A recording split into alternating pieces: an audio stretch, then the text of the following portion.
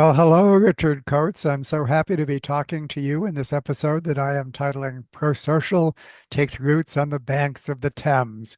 So, welcome to my podcast. Thank you, David, and I'm excited to be here. Well, what you have done is um, organize your community around prosocial a little bit, and you came by it through your profession. So, I just would like you to begin by introducing yourself as a human being. And then how you basically found your way towards becoming a community organizer using some of the principles of prosocial. Mm, yeah, certainly.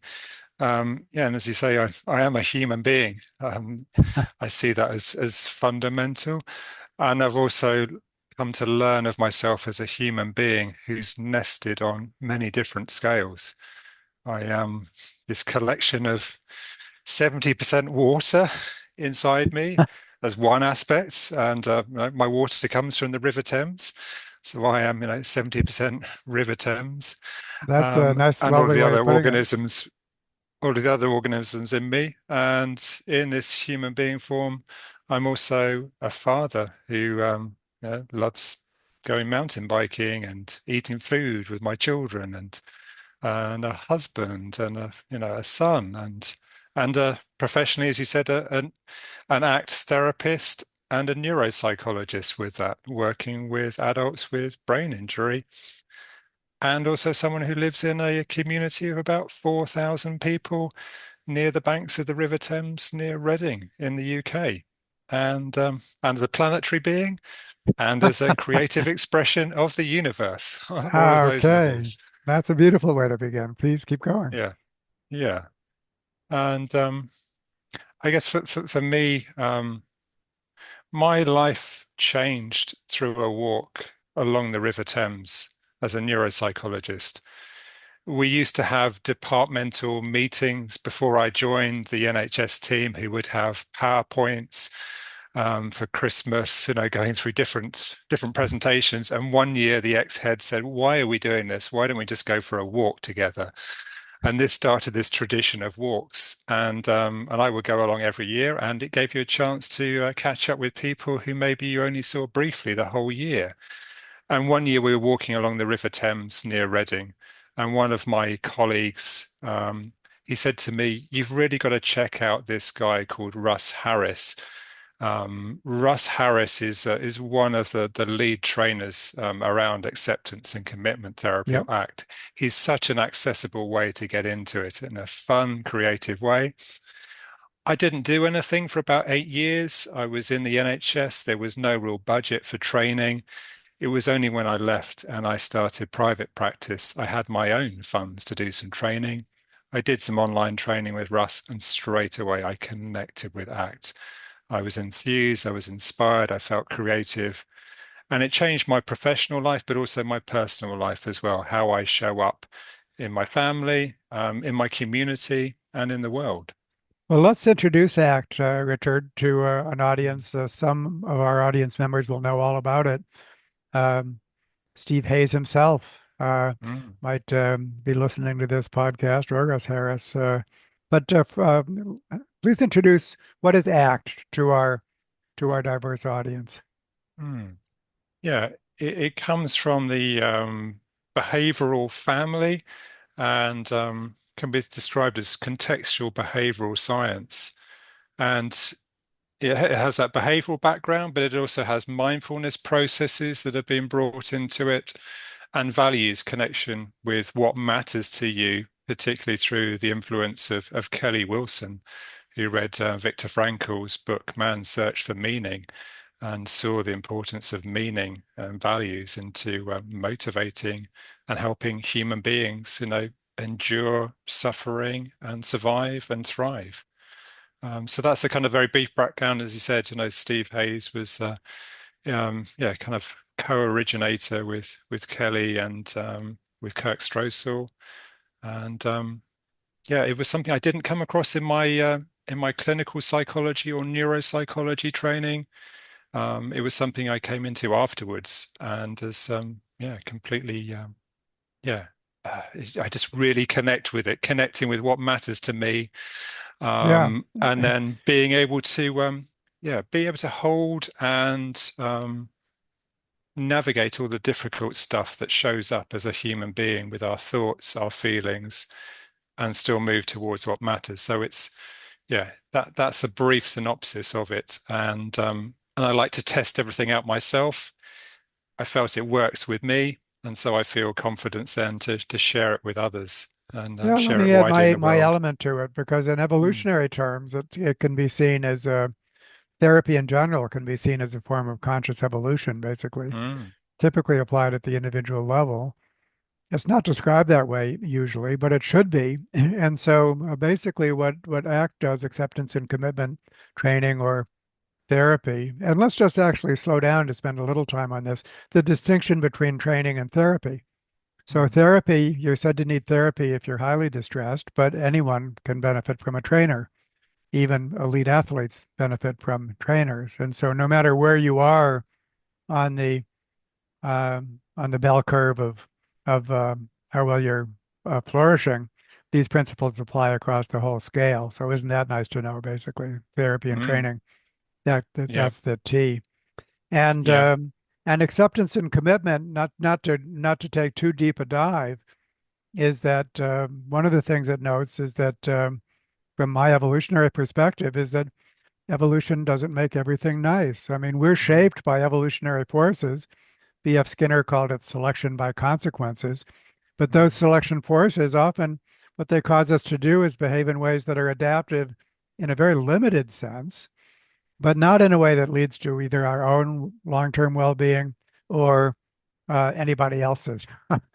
And so mm, for that, you really need to become more conscious or mindful about your evolution.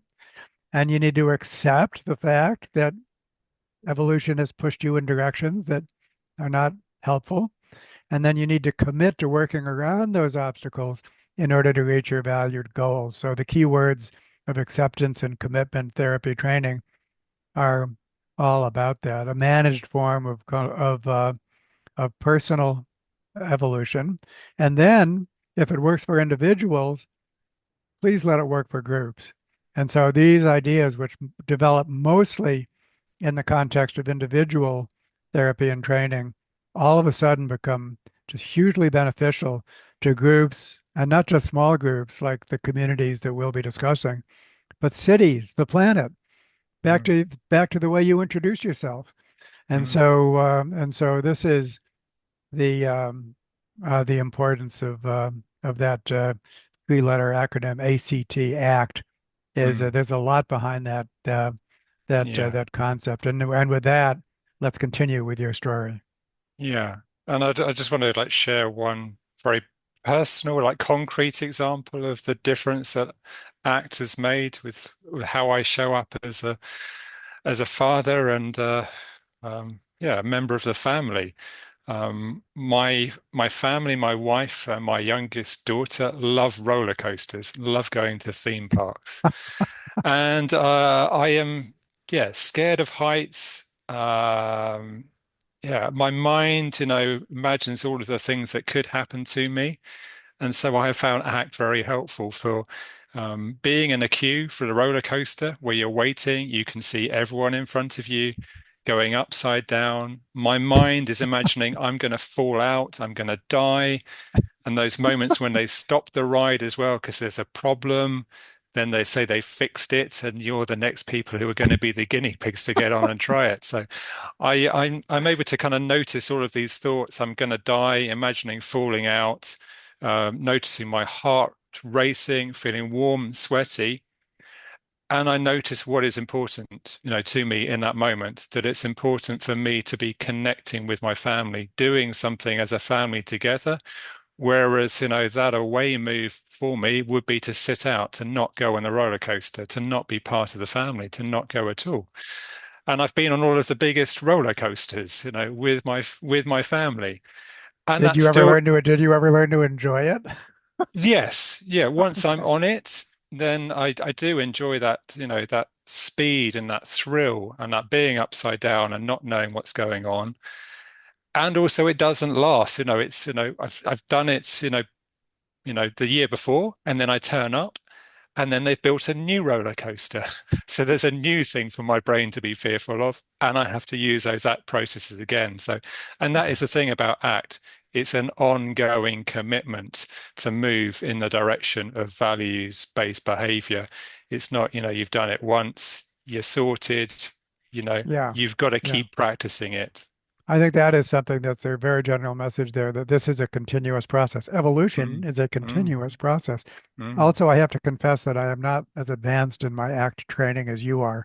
You'll never get me on a roller coaster for any reason. So, so in any, continue with your story.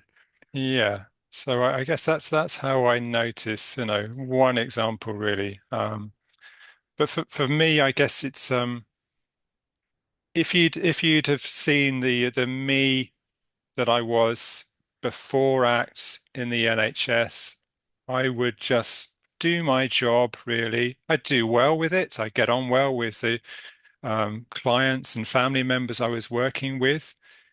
But that was it. I didn't do that much outside of my work. Um, I didn't know the people where I lived particularly. Maybe just, the closest neighbors either side to me. I did sport and exercise and was, a bit obsessed about running and triathlon and sports psychology, but it was just very limited to my NHS work. And then through ACT and connecting with my own values, I learned that some core values for me are connection, are learning, and also creativity. And these gave me some kind of broad direction to head off into, and yeah, and notice activities where I felt that, where it made me feel alive. That's what I really learned from ACT. Notice when you feel alive, a sense of vitality. That's highlighting your values, something important to you. Keep doing that stuff and manage all of the difficult stuff as well, the difficult thoughts and feelings. Um, and then it was really when I discovered prosocial, then things kind of evolved to another level. I went to the Association for Contextual Behavioral Science World Conference in Dublin 2019, where prosocial was a pre-conference there. I Hmm. missed that bit. I only went for the conference, but there was a buzz around about prosocial, and my curiosity, piqued up. I was also very concerned about the state of the planet, and that kind of got me thinking: is this going to, help what's going on in the world? And we had a workshop at the end of the conference. It was a climate workshop with Robin Walser and Martin Wilkes, and we had to come up with some committed actions at the end of this workshop. And my committed action was to sign up for the Prosocial Facilitators training, which I did Okay. as soon as I got home. And I Okay. did an 8 week Amazing. course with Prosocial, and then that just evolved me further. And so there you learned about the core design principles and in all of my dealings, often it's the core design principles and Eleanor Ostrom which steals center stage. An Mm, act is pushed into the shadows just for lack of time, when in mm, fact they're complementary and go together. But you're someone who began with ACT and then acquired the core design principles. And I just wondered what pro-social training actually um, did in terms of going beyond the quite substantial ACT training mm, that you began with. mm. Yeah, and with that, I was very much focused on an individual level, really, of working with individual clients or working with myself individually. I hadn't really thought about applying it to groups. And so that pro-social training extended or evolved um, my relating to that and how it could be applied. As you said, the core design principles, like my values and being aware of my values to kind of guide behavior as like general principles. Having the core design principles, I could see, having a shared identity and purpose, was really crucial, was core for any successful group, and that it was worth, spending time on this or having sessions in my professional life with teams I work in. I work all the time with teams of different professionals and trying to help understand or surface our shared identity and purpose, and not something superficial like, a vision statement, or mission statement, that a group of managers will stick up on your wall that you've got to follow, not rules, but actually, in terms of top-down rules, but bottom up, guiding principles, that are, everyone in the group, you know, feels a cohesion to follow, and also recognizes that people are different in groups as well. That is what I found is really important as well. You want to really, take care of the individual needs as well as the group needs. So those core design principles, then they've helped me just see the world in a different way. It's like suddenly you've got, pro-social glasses on as well as ACT glasses, and so hugely powerful then for how I showed up in the world. I mean, so many of my podcasts, I subtitle through the lens of a new paradigm, through the lens Mm, of a new paradigm. And so mm, the idea, a part of this, which I think we'll be returning to, um, is this combination of inner and outer. So obviously we need to act appropriately in the world, but in order to do that, we need to think and feel about the world in a certain way. And if we don't have the right inner, then there's no way that we could have the right outer. And they have to go together. Um, and so there's much to be said about that. But let's continue with your story. So now you're going to now begin to work in your community, I think. And so mm, tell us about that phase of your mm. story. Yeah, and I was in that context of, first becoming aware of how bad things were in the world. From just going along in ordinary day life, doing modern things to, David Attenborough having programs highlighting the amount of plastic pollution in the oceans. Um, so you're kind of seeing that for the first time, that awareness, and again those changes in terms of how I saw the world. Um, Feeling, a bit disconnected from people. We'd had Brexit in the UK as well, which was very divisive. Moving to a different house in a slightly different area, and not knowing people here. Also, as a psychologist, knowing how important, getting to know people is, and how bad for you social isolation is, and also noticing other people in the community where I was living starting to do things. A community cafe that had set up, the Mad Duck Cafe. Um, Getting to know other like sustainability groups in the village just down the road from me. Um, them saying that we could join them as their under the umbrella of their sustainability group, adding our village, and then hearing stuff about your book, The Neighborhood Project, as well, and how you'd applied pro-social to where you lived. I hadn't even read your book, but I heard those messages, and again, that had positive functions associated with me that actually, oh, this is something that can be applied, where you live. David has done this. And with ACT, I've learned to experiment just to try something out, and it's Right. okay if it fails, if it doesn't work. So I just said to my wife, why don't we start up our own sustainability group? And she was like, yes, yeah, sure. So I just put a message out on our local Facebook groups in our village, and 8 people came and met with us on a Friday night at the Mad Duck Cafe, which usually closes at 5, but had stayed up extra late for us. And then I just started thinking about pro-social and working out, what mattered to people, and ACT as well, values, seeing who cared about what within the group as well as our shared identity, and then asking, whether people would be willing to take the lead. I learned that from ACT as well, asking people, are you willing to do this? And usually, if it's something people care about, they will say yes. So that's, languaging has been very helpful from And an so does ACT that point mean of that view. everyone is taking the lead in their own way?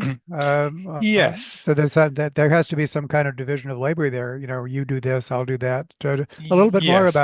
about Yeah. asking people to take the lead because I think that's Mm. extremely important. Yeah. So I guess that it was, me modeling it in terms of how I show up and what I'm willing to do. And my strengths and abilities are in facilitating, of bringing people together, and helping things to work well together. I'm not very good at repairing things, for example. Even though my dad was a builder, I didn't get those practical skills from him. I went in a different direction. Whereas there are other people within the group who were very passionate about repairing. Well, I And think you had a repair cafe, and actually in my yeah, little community in upstate New mm, York, there was just a repair cafe. So that's one of these lovely yeah. community things that you can do is take your It, broken stuff to be fixed.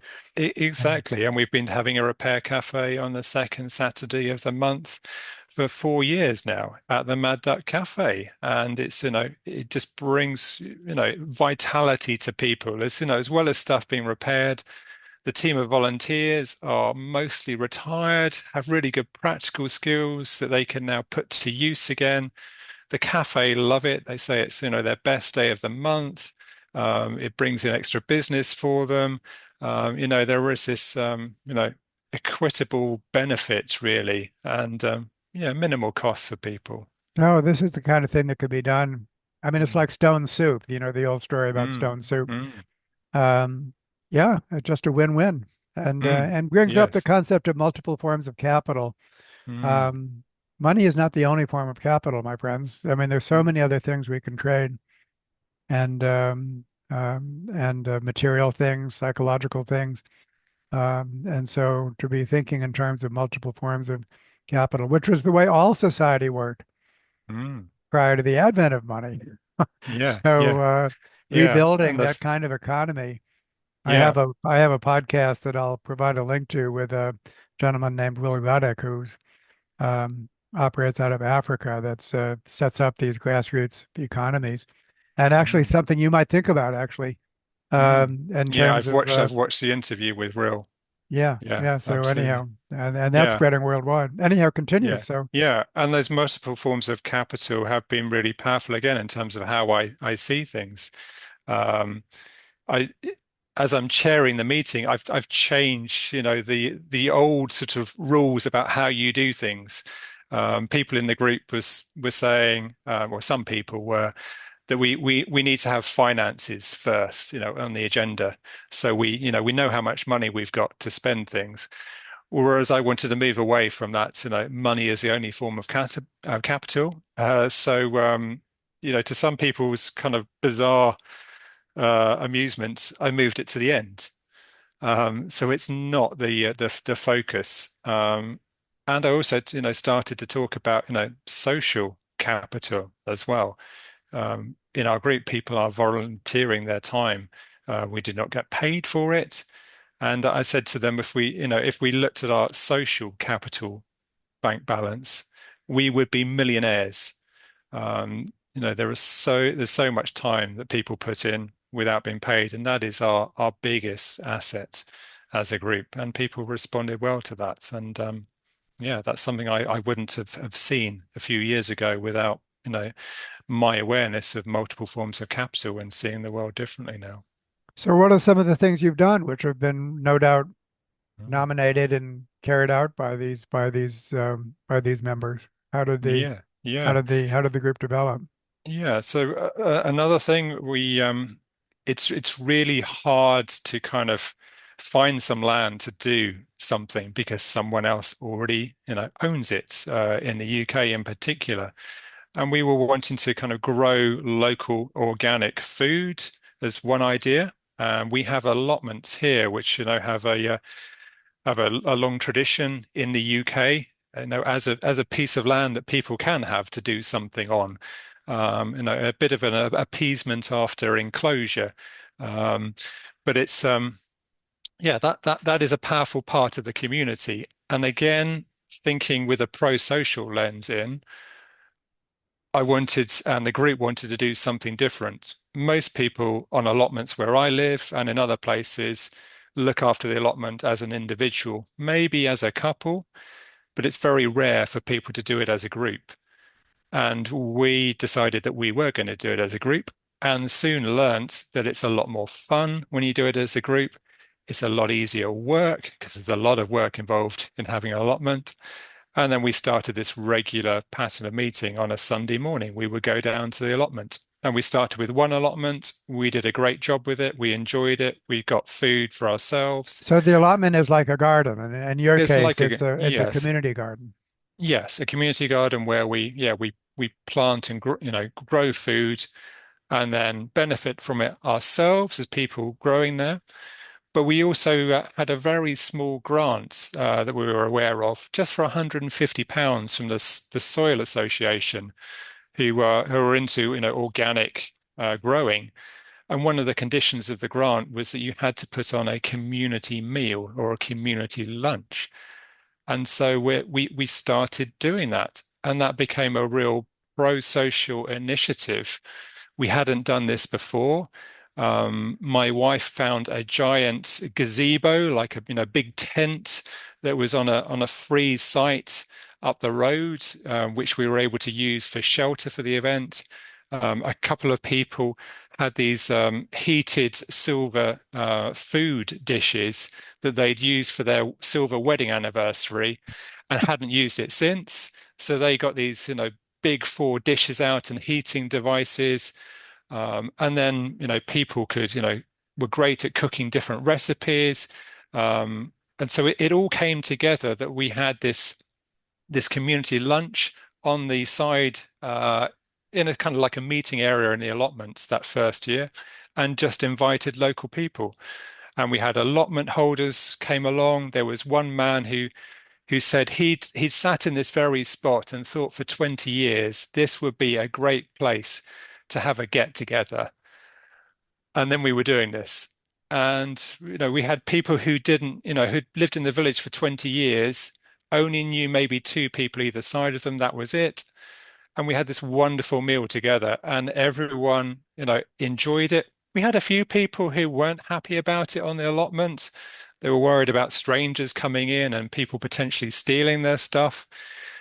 So we adapted it the next year and did it on the grass by the side of the memorial hall, and then linked that up with their horticultural society meeting as well.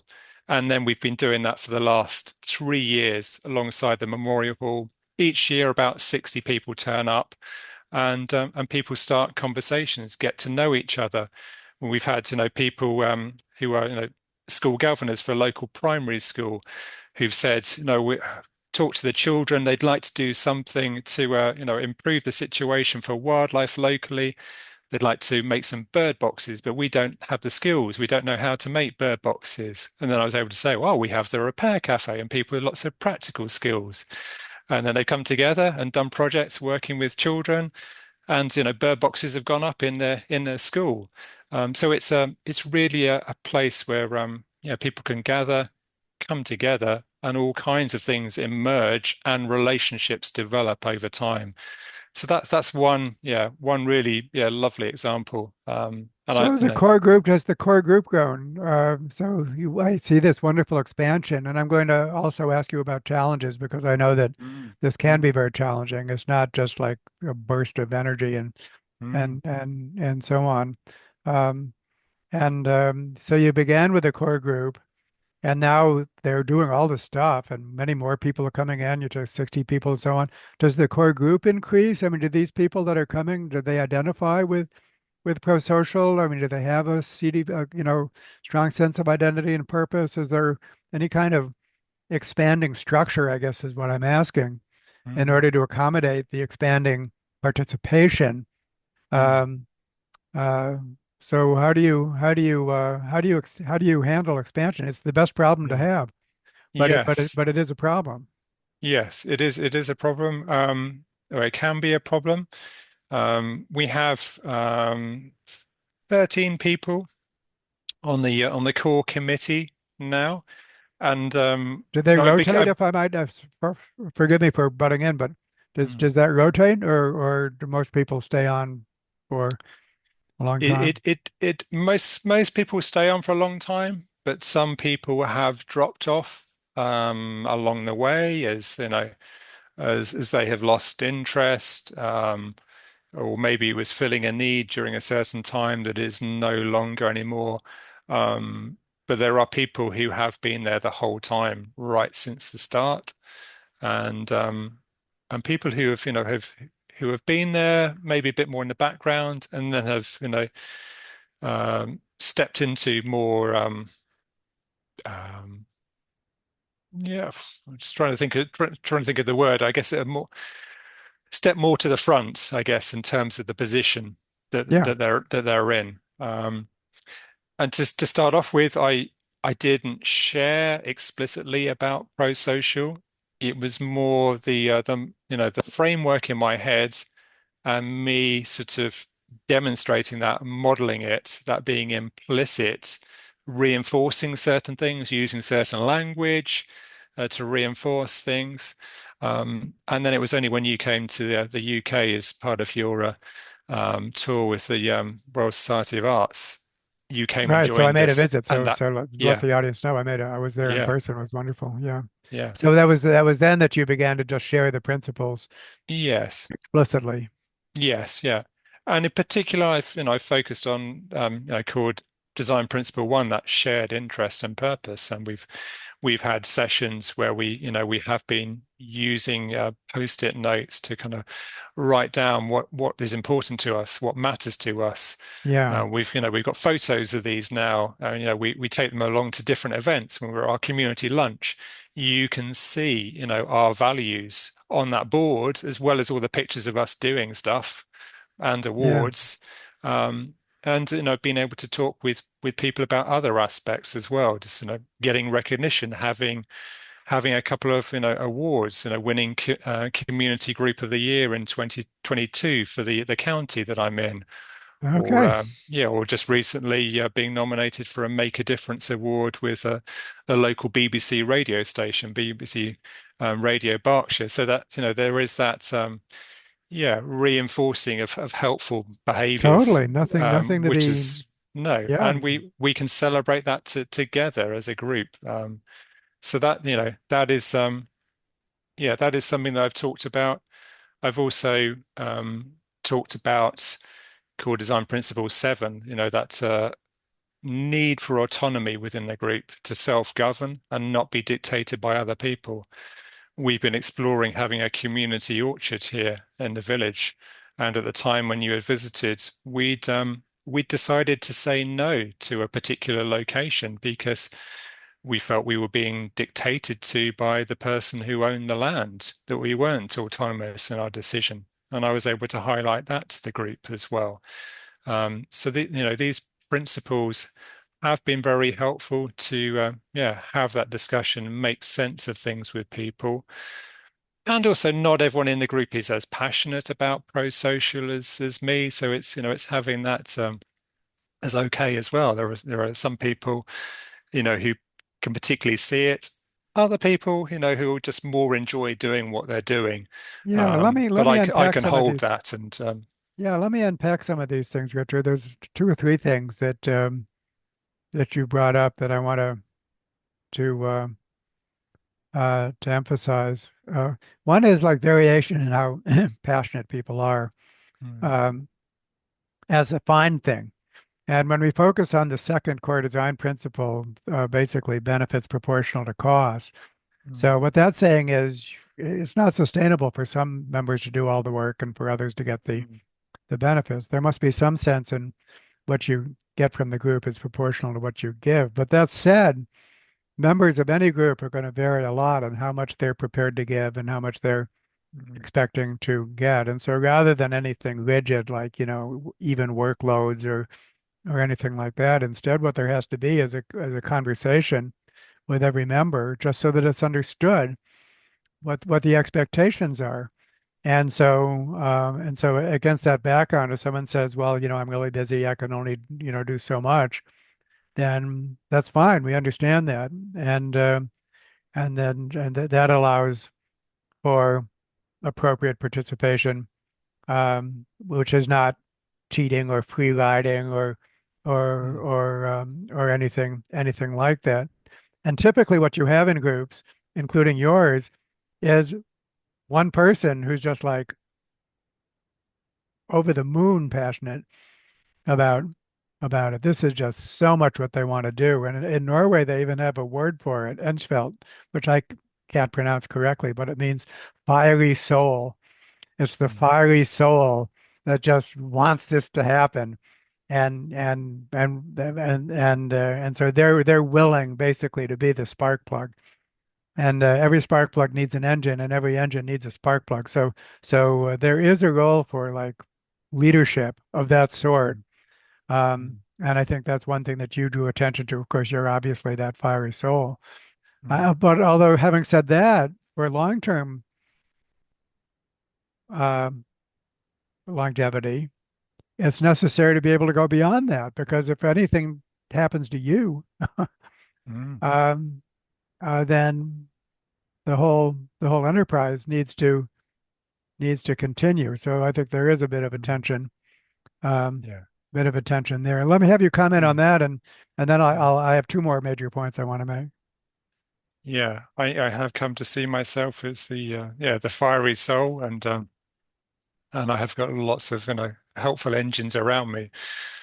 And there was one point where I thought that I needed to step down as the chair of the group, and I announced that at a meeting, and I kind of like noticed people's faces like fall. Um,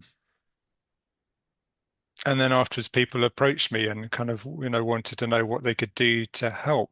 Um, in my context, I'm working, pretty much full time as a neuropsychologist as Yeah. well as trying to do this. And Did we other, mention that you have a day job yeah, and other people, are and a retired, family and and yes, yeah, yeah, a couple of people, said, we're willing to step up and do more and send out meeting agendas and things like that. All of the things that I really don't like and not my skill set. I'm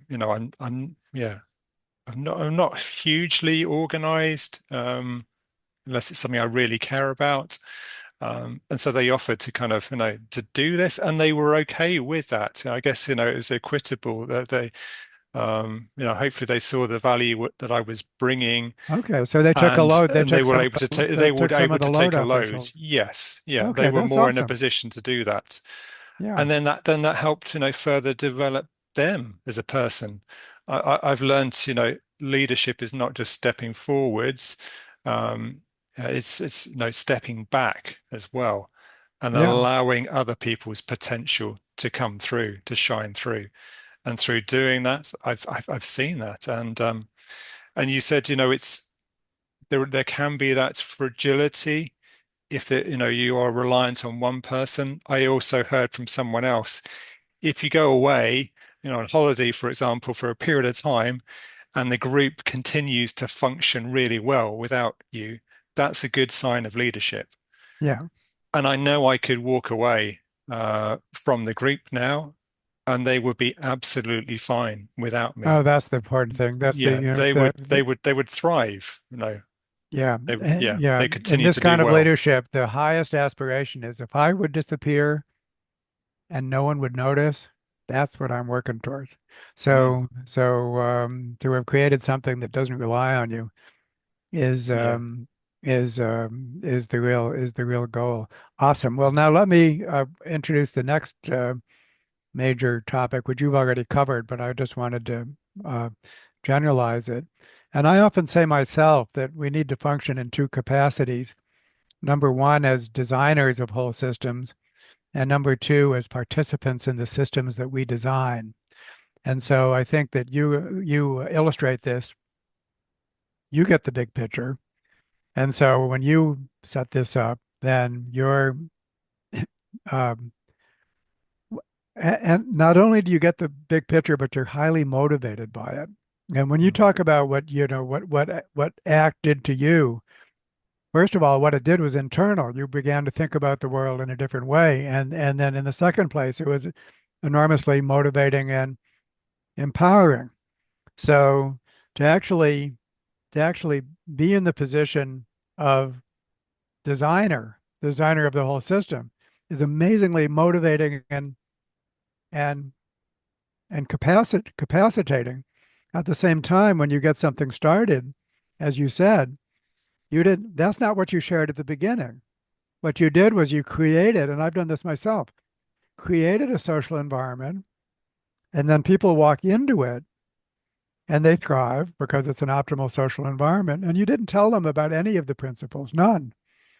My example of that is a school for at-risk students that I helped to design, in which we did exactly that. We did not instruct the students in the core design principles.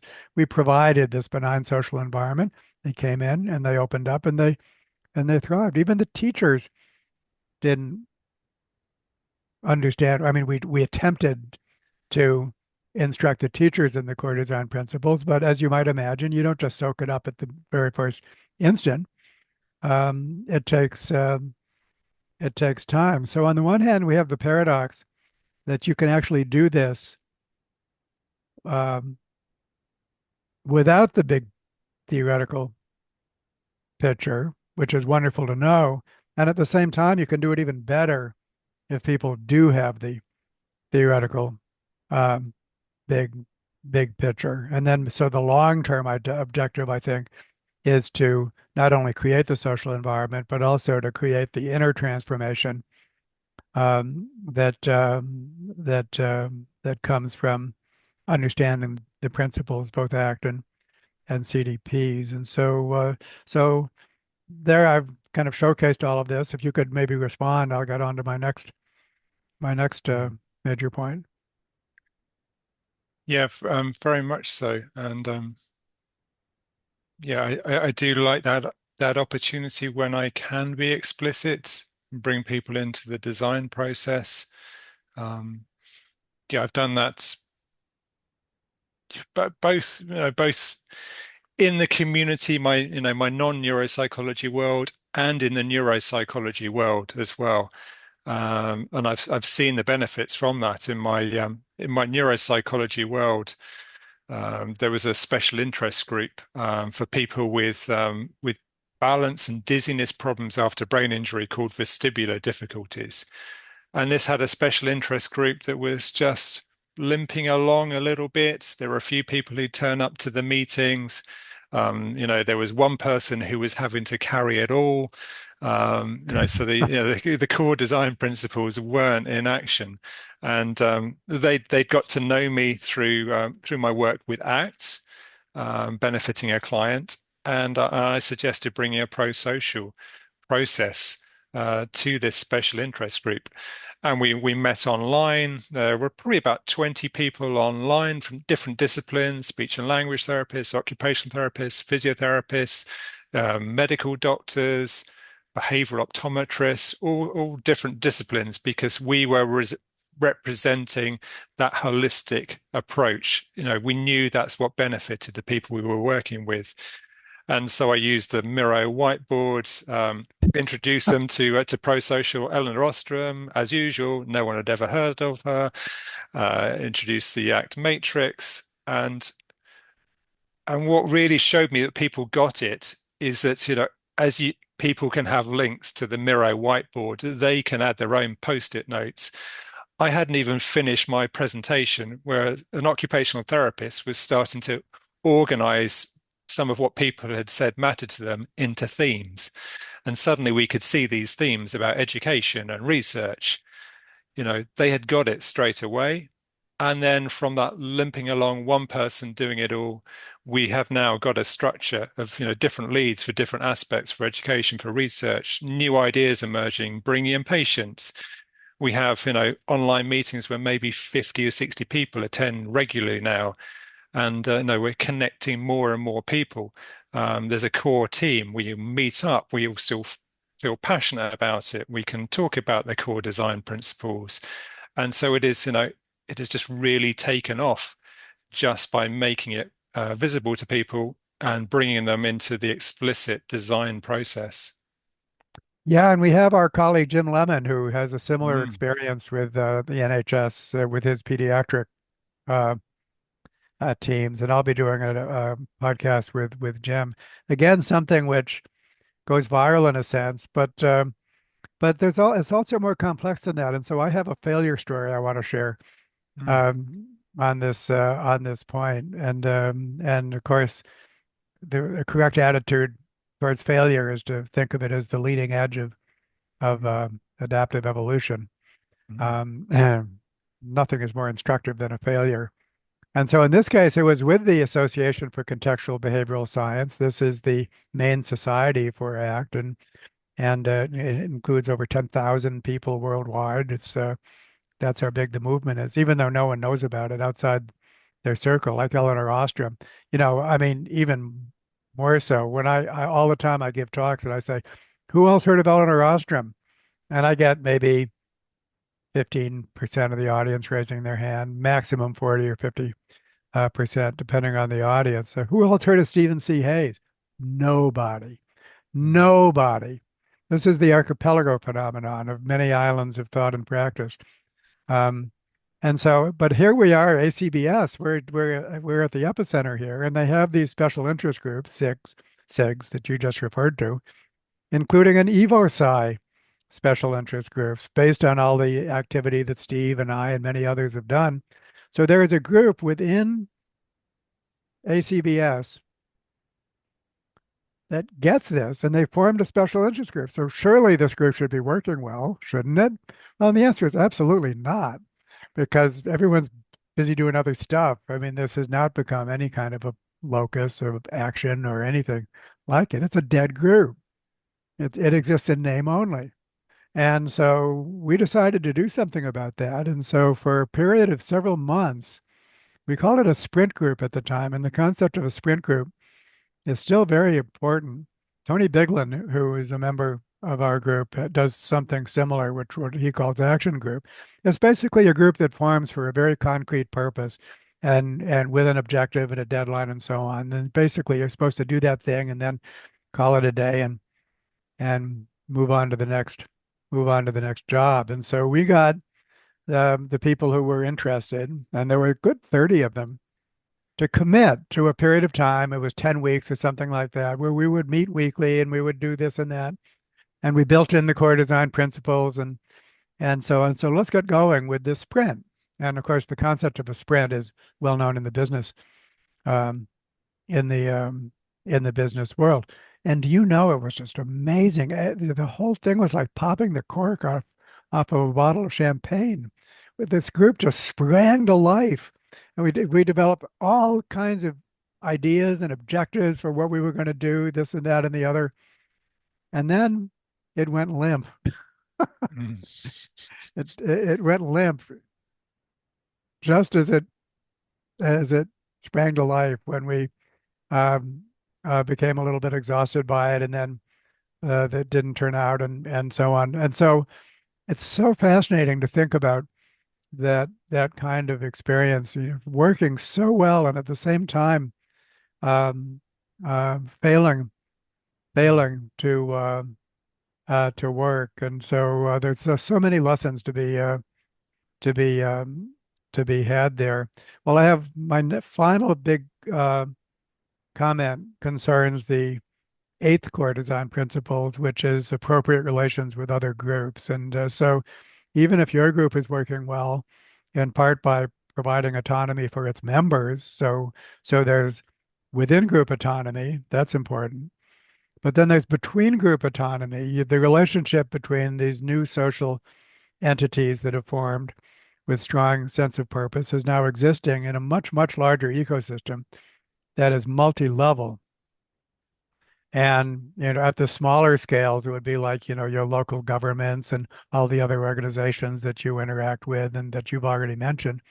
I think you've mentioned a good 2 dozen other organizations in your local ecosystem. And then it goes up to the national and even the international level. That's what multi-level means, and polycentric governance, what all that means. And um, so there's the role of your group in the larger ecosystem And I just wanted you to comment upon that as to what extent I mean, who are you? What other entities, institutions or organizations, government, non-government, are you interacting with? And what are the challenges and the opportunities at that level? You've already mentioned some things, including like recognition, winning awards. And of course, hopefully those awards are not just recognition, but resources could come if you're doing something well, then you get grants and or maybe government. The national lottery should be playing a role in this, and so something needs to be constructed above the level of the local group. And so, if you could speak to that, I think that'll be a fine finish to our conversation. Mm. Yeah, certainly. And that eighth core design principle was very motivating for me as well, kind of linking with my values of connection. It was just, connecting outwards to other groups. Um, and so just starting, just locally in my village, it probably started by connecting with the parish council, who are the lowest level of governance, local residents doing it on a voluntary basis, and making decisions about where we live, from playing fields, looking after them, or clearing bins, and so many other things really. um, and I think when we started as a group, I think the parish council were like, who are these people? And maybe a bit of a threat initially, and so Competitors competitor, and someone was allocated to come along to our meetings to be a liaison. Um, or a and so, watchdog. yes, yeah, so we met with them, and they ended up, moving to a different place, so they didn't last very long. And then a new person took over that role. And then that completely changed, where they came to see, the real benefit of the work that we were doing. Um, and in the end, they nominated us for that first award. Okay, so They you were won them over. so amazed, yeah. And they come to all of our meetings, been doing that for years now, and they help with all of those events, the community events. They are making stuff, getting involved. Yeah, they've seen the benefit of it, and for themselves, seeing that they can really get stuff done. Local government, any kind of organization is can be tied down in bureaucracy and rules, and can be very frustrating for getting anything done. Whereas we were, more adaptive, more flexible. So that relationship has started. Then they are a governor, that same person, at two local primary schools. So they connected us with local primary schools. A few of us went in and did some school assemblies, talking about sustainability with the local children, starting a relationship of working together. We've also worked with local scout groups as well. We took on an extra allotment that was covered in plastic sheeting. We couldn't clear it all ourselves, and we asked the local scout group for help. And so we had, a night. They came down, had loads of fun, absolutely covered in dirt from the allotment, and cleared a ton of stuff. And then there's some more, work that we're going to do together quite soon. So there's all of those very local relationships, and the Mad Duck Cafe, as I said, supporting us with the repair cafe. So, I've got to know so many people where I live now, which is great. And it's always having people who are in multiple groups as well. So someone who's Yeah, in our yeah, that's sustainability group, polycentric. But let me you just know, earmark yeah, that, yeah, Richard, that all of us participate in multiple groups simultaneously. mm, That's yeah, always been the case, all the way back to our hunter-gatherer days, and it's just as true today that we participate in multiple groupings, and so their cross-connectedness can basically be carried out uh, thanks to that fact. So I'm just reinforcing what you just said, and it's often the exactly. case you learn these principles in one grouping. Yeah, Nice to know that yeah. they're going to apply in all the other groups of your life. That's how general they are. So Mm. anyhow, continue. Yeah, so I've really seen that, where there's I was saying, people not, people not knowing you, there's that threat system, wary of anyone new or different or doing something different. Whereas those people in other groups, they've got to know other people in those groups. For example, the repair cafes, people were against us holding it in other venues we went to, worried that we might damage the floor of their building. And who are these people? Whereas now, we are really close. We know each other, we trust each other through those different people interacting, and those principles spreading, and that benefit of working together coming back. So that's in my local village. I was also very aware about that other sustainability group in the village down the road from me.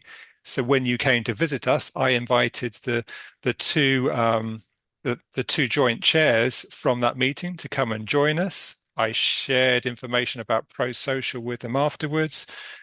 They were, kind of feeling as though they were working in isolation a few years ago, that they were struggling on, feeling a bit demotivated, whereas now we can work together. There's an increased sense of motivation. We kind of spark creative ideas. One group might focus on a repair cafe, our group.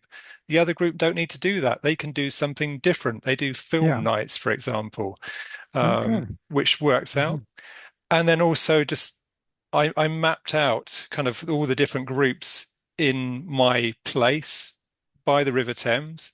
I was also coming into thinking about bioregioning and sense of place and organizing yourself with the landscape, not an artificial human sort of, Yeah. line, but Yeah, that's important. how does the river organize people?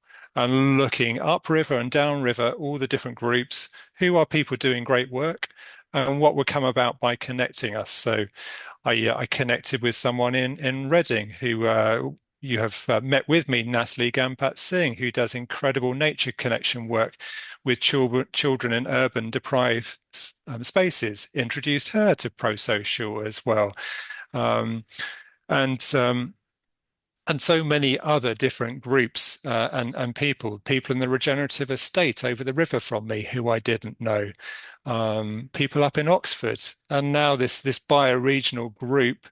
You talked about design earlier in the year through inspiration suggestion from the Design School for Regenerating Earth, Joe Brewer and Penny Hypel, Very Brewer, yeah. who I'm a member of, was there at the start.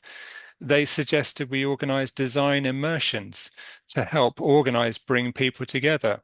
And when I was running around the chalky Chiltern Hills by the River Thames, my mind was wondering how could I create an experience for people. ACT was in my mind to make something experiential felt, to bring people together, create a strong connection. And I came up with the idea of a kayaking trip down the River Thames from two places and camping in the campsite at the regenerative estate over the road from me. And we had, 10 double kayaks, 20 people, that whole experience and involving people in the process before, Yeah, I'm that sure it has would have been created a great. strong I would have bonding been, connection. I would give a lot to have been part of that. Yeah, absolutely. And out of that has formed a core team of people who are looking to work at the bioregional level to try and weave together different projects, people who are working in isolation, not aware of one another, don't have the time to connect. Whereas as a group, we all love weaving and connecting people and feel very motivated to take that role. And again, moving up a different nested scale to the bioregional scale. Yeah, okay. Well, this has been super, Richard. And I think that, I spent a lot of time working at the scale of cities, big scales. Um, and and it is necessary to work at those scales. So I just did a podcast with Dan O'Brien on the city of Boston. He's a former student of mine. And there, a lot of technology comes into it in order just to identify problems and their appropriate spatial scale. Often that spatial scale is extremely micro. That goes for environmental things like flooding and heat islands and and pollution. So finding the right scale and then addressing things at the appropriate scale. There's a tech component to that, which is especially required for cities. I think a lot of that comes for free in a rural location, I think, maybe, although it could probably benefit from it, but it's all there. I also wanted to mention, just by way of other projects that should be interdigitating, some of our colleagues in Bristol, Duncan Gillard, working at the scale of the whole school system and developing something which actually could be applied to any school system. So here's we have, I would say, multiple points of entry. We have someone like you as an individual, truly bottom up, an amazing example of a bottom up process that's working well. And then something like this, the school system, there's a bit of a top down of the right kind. So I talk a lot about bottom up meets enlightened top down. Top down that's command and control, that's not what we want, but top down that actually understands what it's attempting to design. And then as it facilitates it, basically creates the architecture for it is the um, operating as designers of whole systems. So operating in all of these capacities, and then of course knitting it up and up and up and across all domains is basically the cultural evolution of complex systems. And so, and the more we understand it in those terms, then the better we'll be at doing it. So, but you're an amazing practitioner, and I'm just so happy to have captured this and to share it far and wide as an inspiration, basically, for anyone else who wants to engage in this kind of a very hard but also very fulfilling work, which I think you definitely represent that. Mm.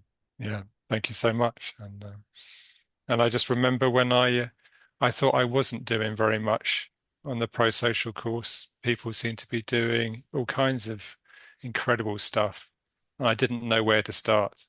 And I just want to highlight that to people as well. And I just started where I was, where I live, Yeah. and then just everything, happened from there. Okay. Awesome. All right. Well, we continue. Thank you, David.